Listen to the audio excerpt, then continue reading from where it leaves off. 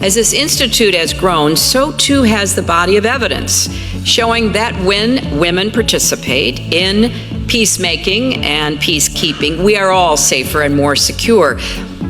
Studies show, here I go again, talking about research, evidence, and facts, but in fact, when women are included in peace negotiations, agreements are less likely to fail and more likely to last.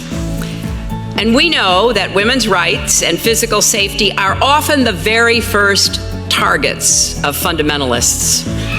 We also know that women are often the first to spot conflict on the horizon coming their way. And when their insight and information is ignored, it often leads to consequences that might have been averted. Now, before anybody jumps to any conclusions, I will state clearly, women are not inherently more peaceful than men. That is a stereotype. That belongs in the alternative reality. But history does show that when women are at the peace table, they bring together coalitions and they work really hard to build consensus. And they are the ones most likely to shine a bright light on issues of human rights, transitional justice, national reconciliation, and economic renewal. I've seen this. Over the years, I worked with the women of Northern Ireland and watched as they reached across sectarian divides to forge a lasting peace.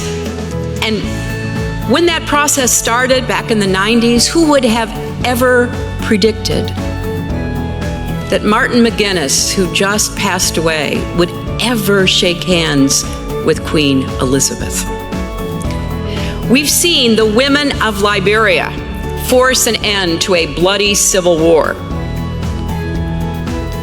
If you've never seen the movie Pray the Devil Back to Hell, I highly recommend it because it shows in very personal ways the points that I am making from this podium today.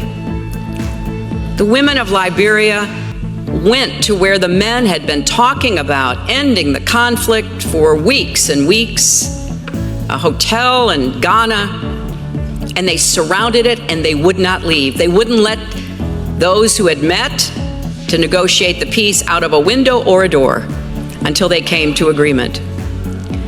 And then, of course, they ended up electing Ellen Johnson Sirleaf as the first woman president on the continent of Africa. I have seen women in the Democratic Republic of Congo survive the most horrific, almost unimaginable abuse and cruelty, and then summon the resilience to rebuild and help others go on.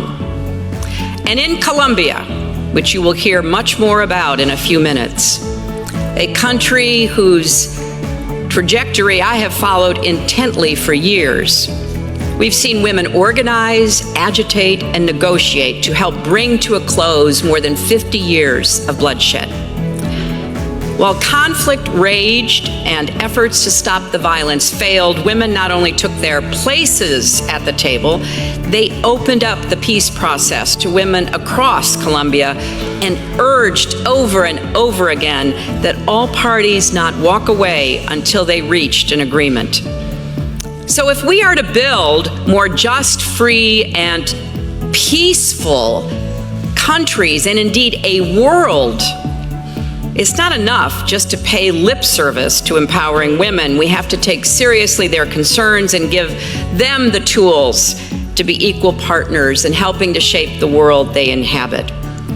The leaders we are honoring here today have seen that firsthand. From Humberto de la Calle, the rock of the peace negotiations in Havana, to, yes, round of applause for Humberto.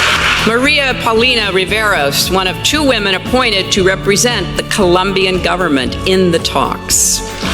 Elena Ambrosi, who has worked tirelessly behind the scenes, like so many women, to help make peace a reality. And And to Jenith Bedoya Lima, a journalist who continued her pursuit of the truth and her advocacy for victims of sexual violence in the face of her own horrors. Now, like so many peace agreements, that, as hard as it was to get to it after 50 years of war, is just the first step. Implementing peace will be a constant task. As hard as it is to imagine letting go of the peace that is so hard won, there will be forces at work in the country from all sides to undermine it, to act as though it didn't apply to them, to do everything possible to prevent it from becoming the reality in the lives of Colombians that it can be. Yes, the work will require difficult decisions, transitional justice, and economic viability. But peace is truly within reach. So from peace processes like the one we celebrate today to important steps that nations and institutions are taking to recognize the role of women in confronting violent extremism and addressing climate change and standing up against terrorism and conflicts of all kinds, we've got to continue this work. And I am pleading that our government will continue its leadership role on behalf of peace in the world, because the world must continue this work with or without U.S. involvement. And the choice is ours to make.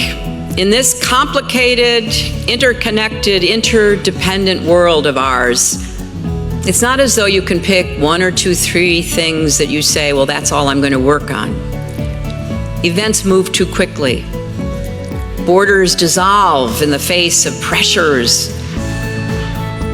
The great connectivity of the internet can spawn both opportunity and despair.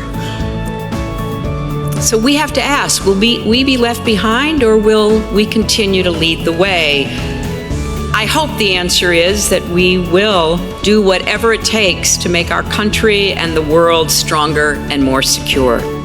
Standing up for our values, for human rights and opportunities, security for all, and continuing to finish the business of making sure that girls and women have the same rights as men and boys, and by extending and guaranteeing those rights, unleashing human potential, the likes of which the world has never seen. That is what I hope your generation, students of Georgetown, will be committed to actually making a reality. Thank you all very much.